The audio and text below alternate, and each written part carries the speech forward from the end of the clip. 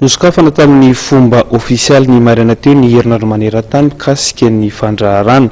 Ny ministry ny indostria sy ny fampiroboroboana ny sehatra tsy miankina Tazafy Armand no nanokatra izany hetsika izany.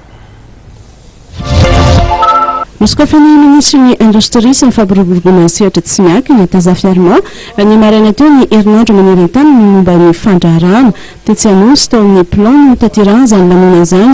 Izy ity dia natao fampiroboroboana sy ho fanentanana ny tanora sy ny vehivavy hiditra ao anatin'ny tontolo ny fandraharana eto Madagasikara.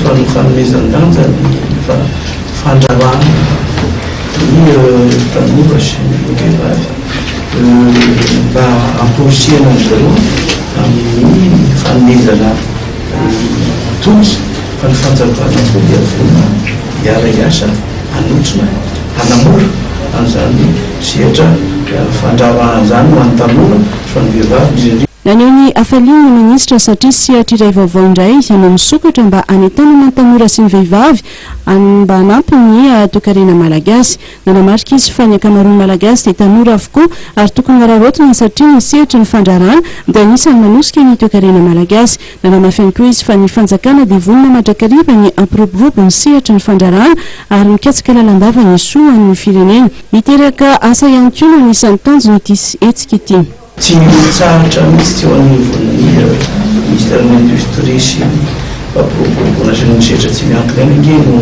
mitady fomba ahafahana mampandroso fa ny fanjakana ray manontolo mihitsy mitady ny fomba ary izany dia anatin'ny programme anazy andriamatora filoham-pirenena. Mitondra izany ny fisitrahan'i Madagasikara ny vokatry ny fikarakarana ny francophonie tamin'ny taona 2024 ka ny tanora sy ny vehivavy no anisany mahazo tombontsoa amin'ity indray mitoraka ity.